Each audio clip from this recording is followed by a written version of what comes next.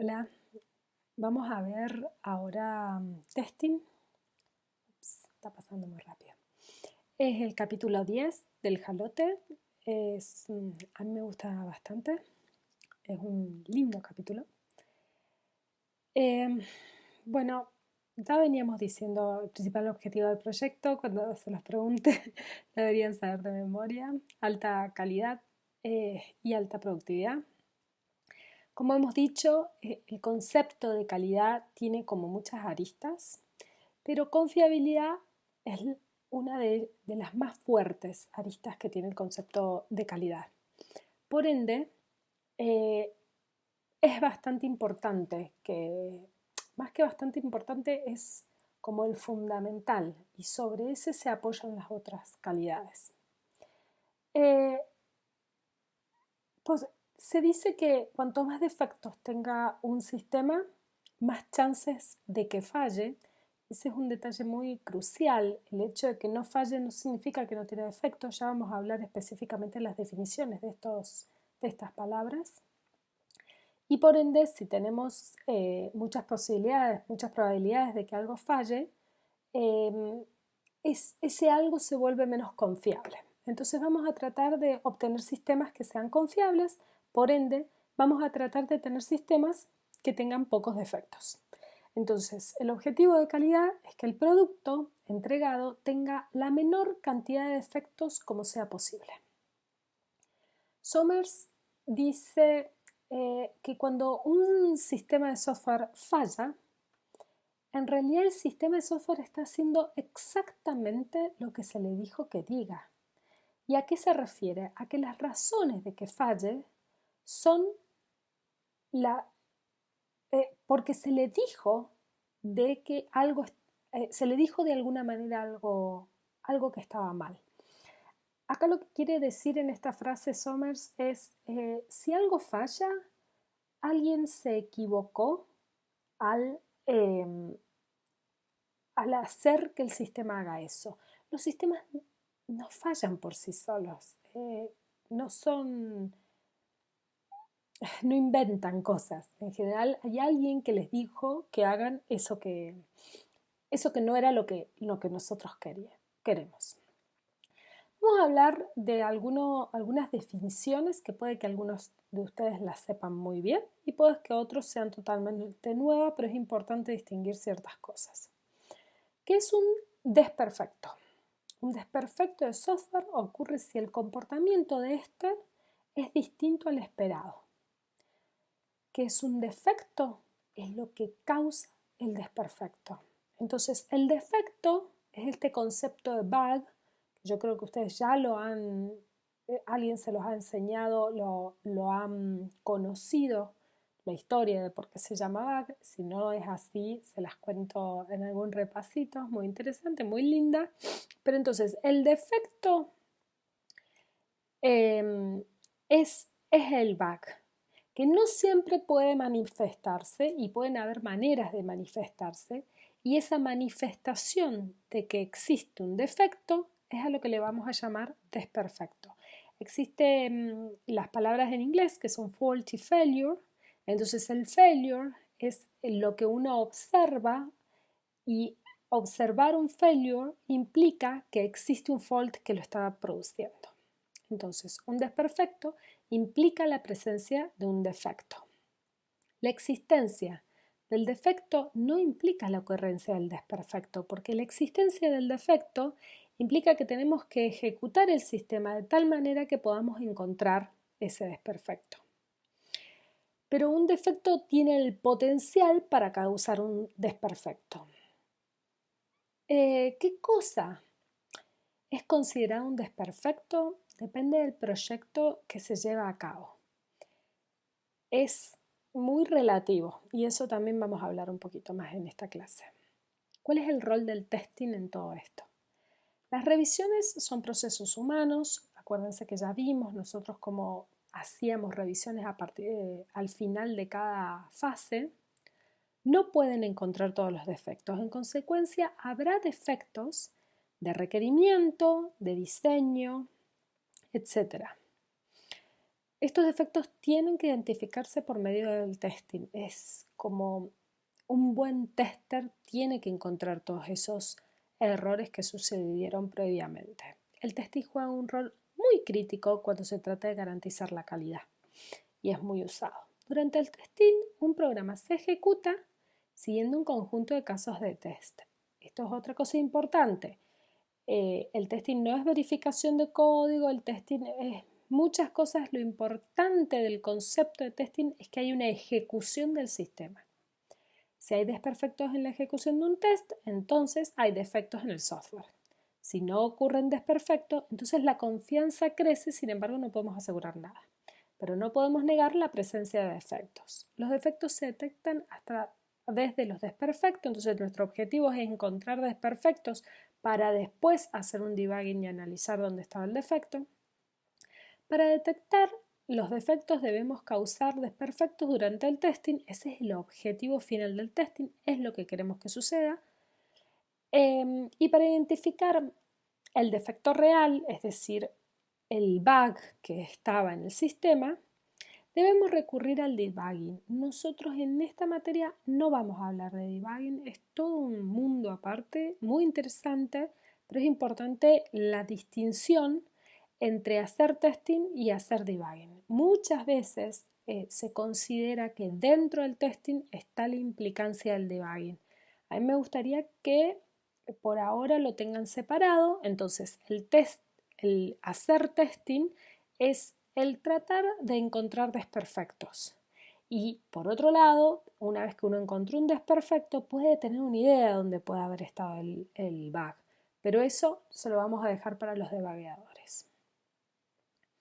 AmiCode dice, porque los defectos están definidos por la intención, el intento de, siempre que un comportamiento termine en un desperfecto, depende enteramente de la definición de esa intención. ¿Y a qué?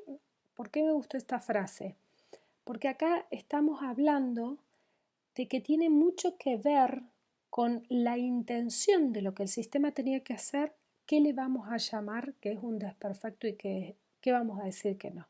Si yo voy a un programa y digo, mi programa de ahora en más te va a mostrar una pantalla azul por 5 minutos y el programa te muestra una pantalla rosada por 3 minutos, puede que yo haya pedido que el programa haga eso como especificadora, ¿no?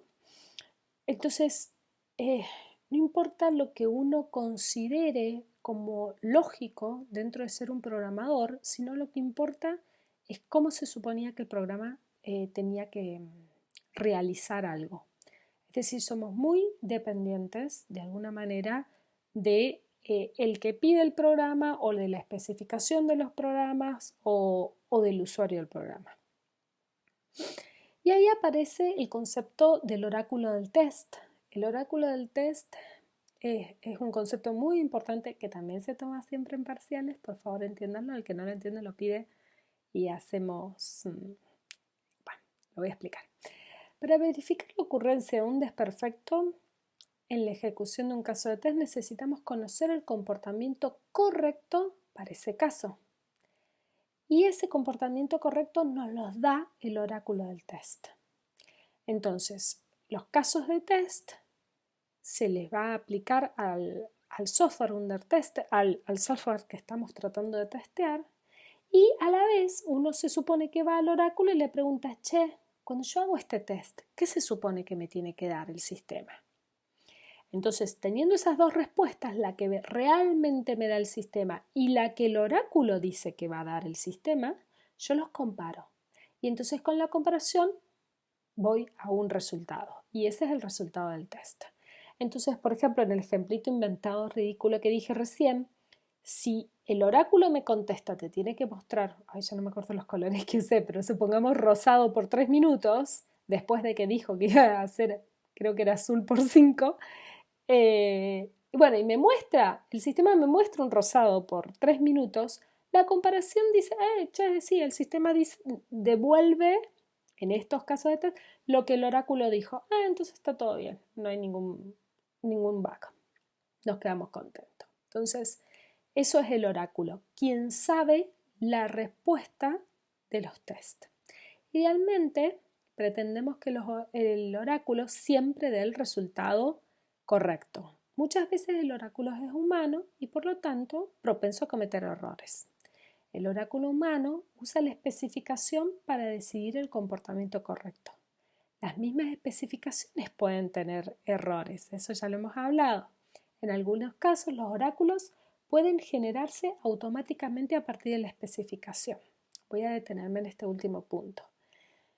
Esto, el hecho de generar automáticamente oráculos a partir de especificaciones, ¿de qué nos sirve? De que si nosotros podemos hacer también automatizar la ejecución del test y tenemos también esta parte del oráculo automatizado, podemos automatizar buena parte del testing. Y a eso es lo que yo me dediqué en mis años jóvenes usando métodos formales. Es un área súper interesante de métodos formales que está muy bueno y que si a alguien le interesa, también a futuro podemos hablar. Entonces, los casos de test y los criterios de selección. Si existen defectos, deseamos que los casos de test evidencien la existencia de esos defectos. Idealmente, deseamos construir un conjunto de casos de test. Fíjense que siempre hablamos de conjunto porque en realidad nunca vamos a poder testear algo con un solo test. Entonces, un conjunto de casos de test tal que la ejecución satisfactoria de todos estos casos implique la ausencia de defectos. Es decir, que el conjunto de casos de test implica que no hay defectos. Además, como el testing es costoso, deseamos que sea un conjunto reducido. Más aún, cuando uno empieza a estudiar se da cuenta que muchas veces son infinitos los conjuntos. Es decir, y a veces son incontables, infinitos incontables. No, es re interesante. Estos dos deseos son contradictorios. El hecho de que queremos que sean poquitos, pero también queremos que nos agarren todos los tests. Entonces ahí aparece el concepto de criterio de selección de test.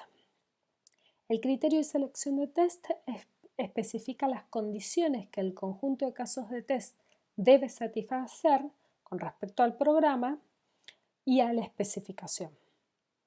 Perdón. En este caso, acá dice en este caso el conjunto será exhaustivo. Bueno, es exhaustivo cuando un conjunto nos puede detectar todos los casos, todas las fallas que existen en un sistema. Obviamente que hacer conjuntos exhaustivos es complicado. Entonces hay dos propiedades fundamentales que esperamos que los criterios de test tengan, que son muy difíciles de definir y muy difíciles de demostrar, que son confiabilidad y validez. ¿Qué dice confiabilidad? Que un criterio es confiable si todos los conjuntos de casos de test que satisfacen el criterio detectan los mismos errores. ¿Y esto qué quiere decir? Que yo tengo un conjunto de tests que yo digo que satisfacen el criterio, no puede haber un error que esté afuera y no pueda ser detectado por cada uno de los conjuntos. Y después está validez, que dice, un criterio es válido si para cualquier error en el programa hay un conjunto de casos de test que satisface tal criterio y detecta el error. Es decir, que no nos queden errores fuera de la bolsa. Son cosas sumamente difíciles de obtener. Es prácticamente imposible obtener un criterio que sea confiable y válido al mismo tiempo y que también sea con un número de test manejable. Ese es el verdadero problema. Muchas veces uno puede definir cosas confiables y válidas a la vez, es decir, exhaustivas. Sin embargo, son conjuntos infinitos.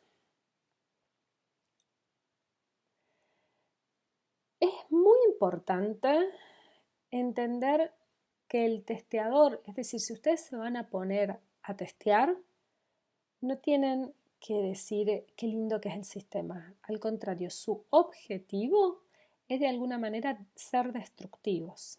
Su objetivo, el buen tester encuentra bugs. Ese concepto es muy importante a la hora de empezar a testear, porque si uno quiere ser buenito, no está encontrando bugs y por ende no está aportando para lo que se pidió. Es como es lo mismo que si alguien te pregunta ¿cómo puedo mejorar esto? Y uno le dice, no, es perfecto, está divino, no lo mejoró. Entonces, es muy importante entender bien la psicología del tester correcta, que es destructiva, tiene que uno pararse en la posición de tratar de encontrar test. Hay dos enfoques muy grandes que los van a ver siempre, así que es muy importante que los entiendan, que son el enfoque de caja negra, que en general es llamado el enfoque funcional, y el enfoque de caja blanca, que es llamado estructural. Ninguno de ellos es mejor que otro.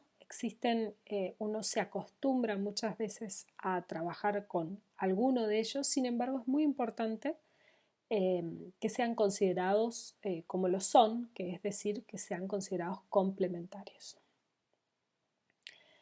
Vamos a empezar con el enfoque de caja negra y vamos a ver también enfoques de caja blanca. En el, en el enfoque de caja negra, el software a testear se trata como si fuera una caja negra, es decir, uno presupone o no lo tiene a la implementación under test, entonces, que vamos a testear. Entonces, yo voy a suponer que tengo una entrada a la cual se la doy a mi implementación y voy a obtener una salida. Y voy a trabajar jugando y cambiando esa entrada y analizando esa salida, pero nunca voy a mirar el interior de la caja negra. La especificación de la caja negra está dada, eso también es muy importante, porque si yo no sé qué se supone que esta caja negra tiene que hacer, no es que yo tengo que adivinar el comportamiento de la caja negra, sino que se supone que alguien me dio ese comportamiento y que yo ahora voy a tratar de buscarle errores. Para diseñar los casos de test se utiliza el comportamiento esperado del sistema, es decir, esa especificación. Es decir, los casos de test se seleccionan solo a partir de la especificación y no se utiliza la estructura interna del código, porque se supone que uno no la tiene. ¿Cuál es la premisa? El comportamiento esperado está especificado. Eso es lo que uno presupone. Entonces, solo se definen test para el comportamiento esperado especificado. Para el testing de módulos, la especificación producida en el diseño define el comportamiento esperado. Para el testing del sistema, la SRS. En el testing funcional más minucioso, como les dije, es el exhaustivo, en general es imposible de hacer. Y la idea es que uno testee el software con todos los elementos del espacio de entrada. No es viable, porque en general apenas uno tiene algo lógico, la cantidad de entradas es infinita, entonces es casi imposible, o a veces imposible.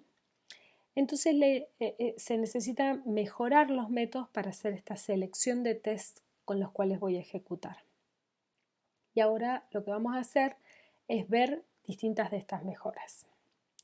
El primero es el particionado por clases de equivalencia. No sé, espero que ustedes sepan lo que son las clases de equivalencia, pero a grandes rasgos, imagínense que es que un conjunto, para los que no lo hayan visto, es un concepto matemático y la idea es dar un conjunto de valores, dividirlos en grupos de tal manera que todo valor pertenezca a un grupo y que no exista ningún valor que pertenezca a dos grupos.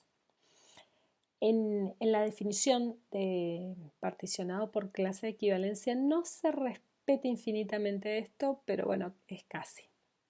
Entonces, la idea es dividir el espacio de entrada en clases de equivalencia y parte de la idea que si un software funciona para un caso de test en una clase, muy probablemente funcione de la misma manera para todos los elementos de esta clase.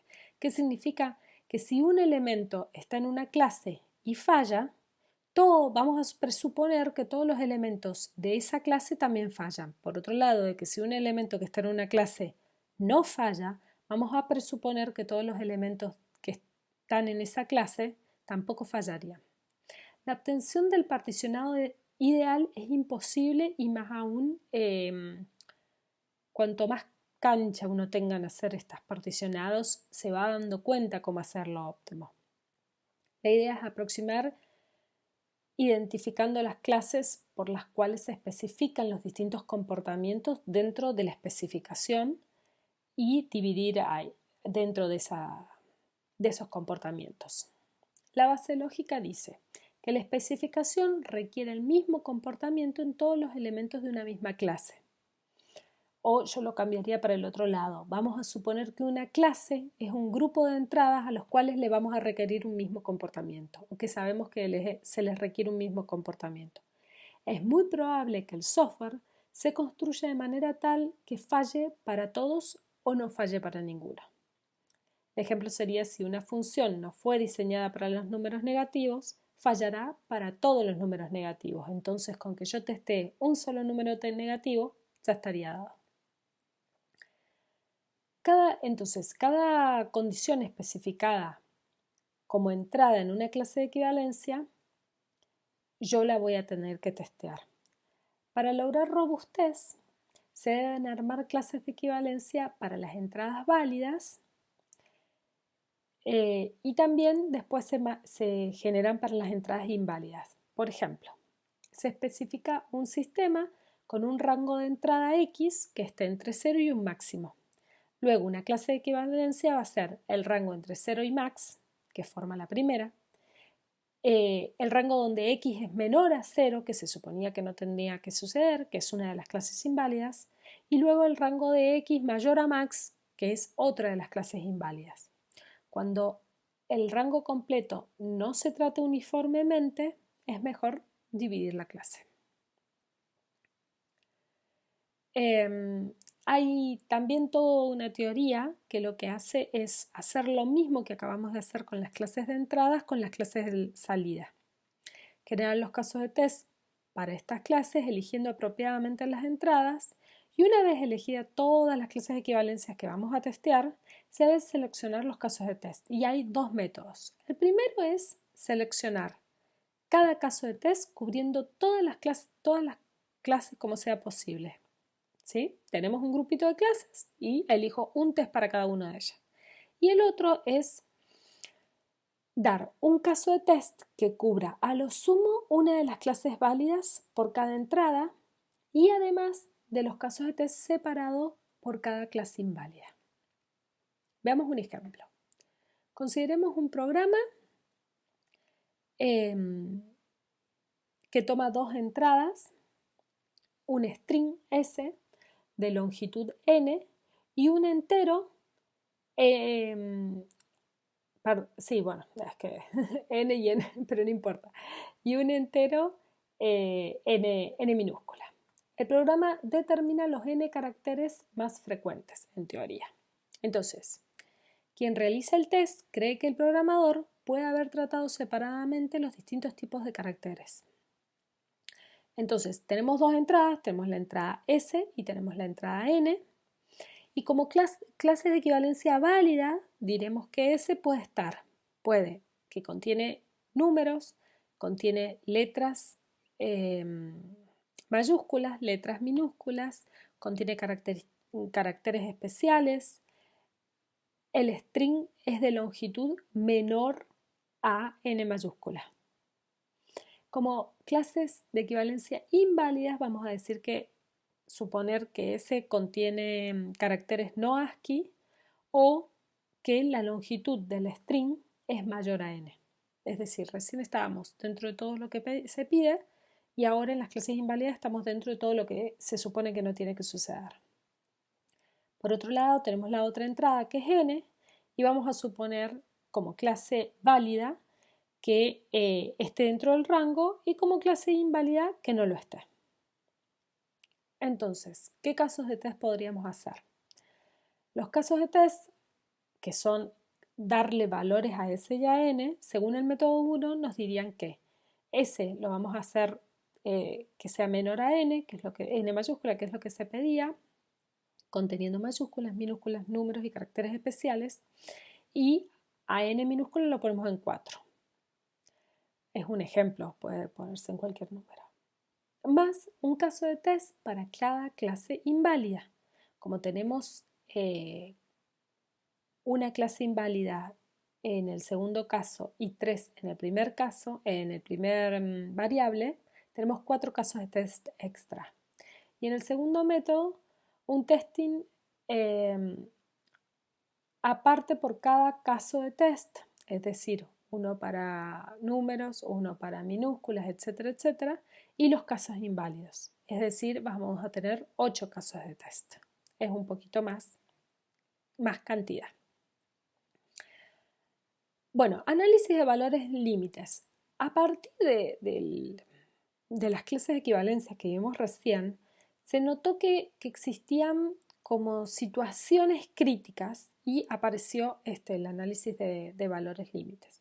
Se demostró que los programas generalmente fallaban sobre los valores especiales que eran los valores límites entre las clases de equivalencia. Entonces, lo que se trató es buscar un test exactamente en el borde de las clases de equivalencia. Un caso de test de valores límites es un conjunto de datos de entrada que se encuentra en el borde de la clase de equivalencia de la entrada o de la salida, ¿sí? Entonces, para cada clase de equivalencia, elegir valores en los límites de la clase. Elegir un valor justito, debajo y justo arriba y abajo. Esto se llama edge. Si saben lo que es una edge, en inglés es como una puntita. Cuando yo tengo esa puntita se le llama edge.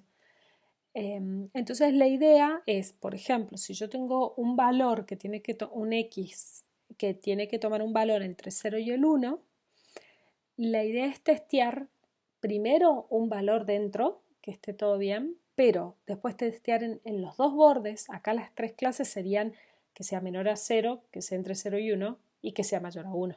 Entonces los bordes son 0 y 1, esos son los límites, y después ir un poquito adentro y un poquito afuera de ese borde, es decir, menos 0,1 y 1,1, y por otro lado 0,1 y 0,9. ¿Está bien? Estamos en el borde de uno y en el borde del otro. Para una lista acotada, bueno, ir a los extremos, a la lista vacía, a la lista de mayor longitud, etc. Y considerar las salidas también, es decir, también analizar qué pasa con las clases de equivalencia de las salidas.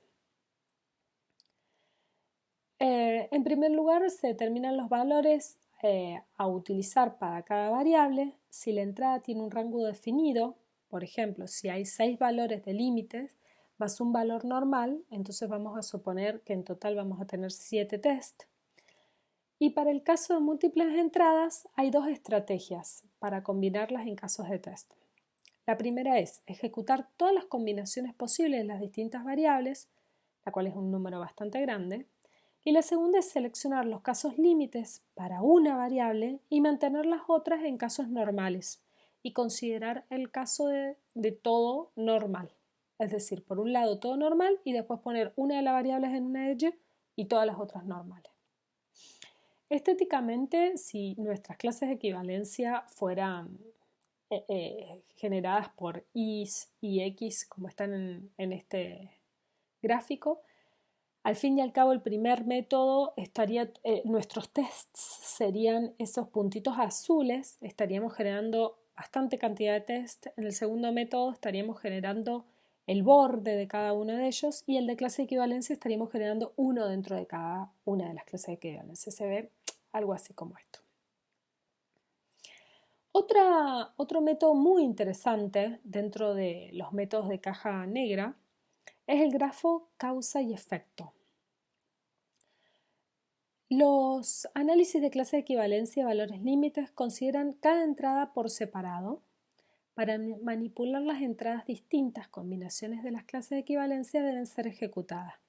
La cantidad de combinaciones pasa a ser realmente extremadamente grande. Entonces, lo que trata de hacer método de grafo de causa-efecto es ayudar a seleccionar estas combinaciones como condiciones de entrada. Entonces lo que hace es identificar las causas y los efectos de un sistema. ¿A qué le llama causa? A distintas condiciones en la entrada que pueden ser verdaderas o falsas, es decir, cosas que tengan esta capacidad de verdadero o falso.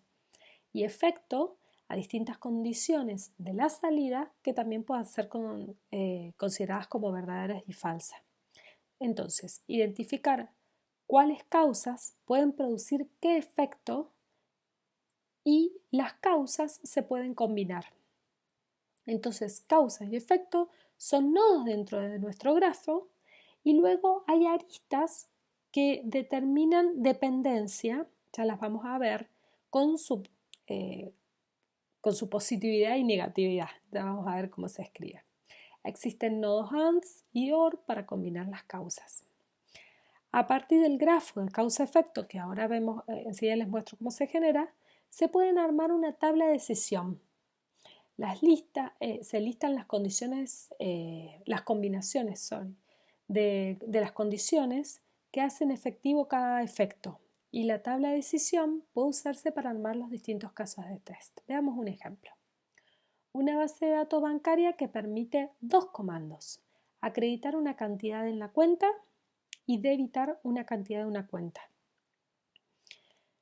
Los requerimientos son: si se puede acreditar y el número de cuenta es válido, entonces acredito. Si se puede debitar y el número de cuenta es válido y la cantidad es menor al balance, es decir, hay plata, se puede debitar. Y si el comando es inválido, debería surgir un mensaje de error. Entonces, ¿cómo van a ser nuestras causas en este ejemplo? Le vamos a llamar causa 1 a el comando es acreditar, causa 2 el comando es debitar, causa 3 el número de cuenta es válido, causa 4 la cantidad es válida, es decir, está dentro de la plata que se está pidiendo. Y los efectos son: efecto 1, imprimir comando inválido; el 2, imprimir número de cuenta inválido; el 3, imprimir cantidad de débito inválida; el 4 es acreditar en la cuenta y el 5 debitar de la cuenta.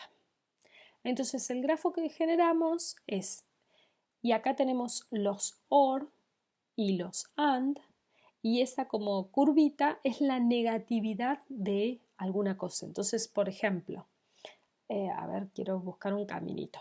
Quiero llegar con el camino más alto a E3. Entonces me voy a ir para atrás. E3, ¿qué dice? Imprimir la cantidad débito inválida. Entonces, si yo llegué a E3 diciendo que la cantidad de débito es inválida, tengo que haber venido desde las causas C2, C3 y C4. Vamos para atrás. C2 dice, el comando es que quiero debitar en un número de cuenta que es válido y la cantidad, y C4 dice que es válido también.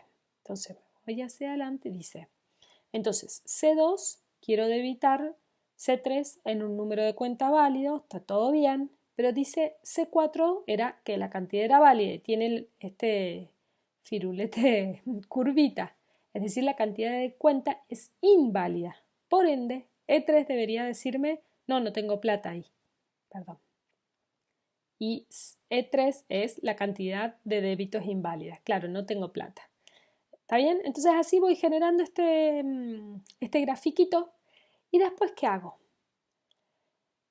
Genero este cuadro que básicamente lo que me está diciendo es en qué elementos está todo bien y por ende tengo que generar un test. Acá estoy generando 6 tests.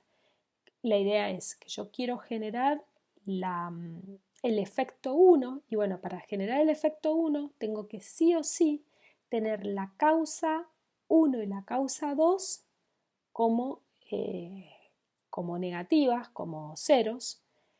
Después tengo el segundo test. Lo que tengo que hacer es que la causa 1 y la causa 3 estén en 1 y en 0, es decir, positiva y negativa, y no me importa qué pasa con las otras causas. Y por ejemplo, el test 5, tratando de generar que el efecto 4 sea positivo, lo que necesito es que la causa 2, la causa 3 y la causa 4 estén en positivo. ¿Se entiende? Y bueno, así estoy generando muchos menos tests.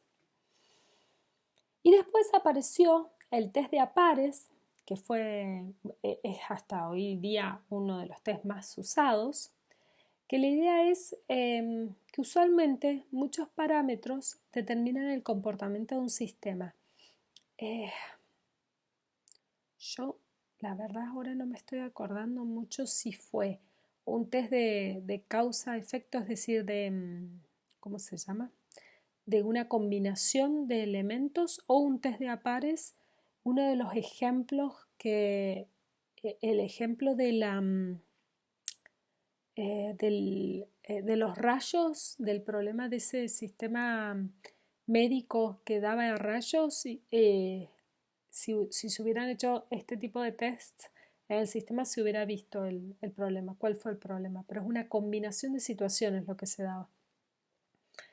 Bien, volviendo al test de APAR. Entonces, la idea es que los parámetros pueden ser entradas o seteos y pueden tomar distintos valores y más aún distintos valores dentro de ciertos rangos. Entonces, muchos defectos involucran solo una condición, es decir, se vio que en general hablaban de las mismas cosas. El software no puede imprimir en un tipo dado de impresora, pero para todos los otros tipos sí anda. Los defectos de un modo simple pueden detectarse verificando distintos valores y los distintos parámetros. Si hay n parámetros con m tipo de valores cada uno, podemos testear cada valor distinto en cada test por cada parámetro, es decir, m casos de test en total. Pero no todos los defectos son de modo simple. Como les digo, el caso ese del rayo yo creo que era uno de estos, que no era de un modo simple, sino de un modo complejo. Eran combinaciones de situaciones de entrada. El software puede fallar en combinaciones. El software de la cuenta del teléfono calcula mal las llamadas nocturnas en un país en particular, y etcétera. Hay miles de ejemplos. Los defectos de modo múltiple se revelan con casos de test que contengan las combinaciones apropiadas. A esto se le llama test combinatorio. Pero los test combinatorios es realmente la cantidad de test combinatorios pasa a ser realmente muy grande. Entonces se investigó que la mayoría de los test combinatorios podían ser reflejados con situaciones de pares de valores de entrada.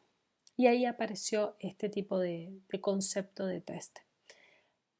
Para modo doble necesitamos ejecutar para cada par, es decir, supongamos que nosotros tenemos tres entradas de valores en un sistema.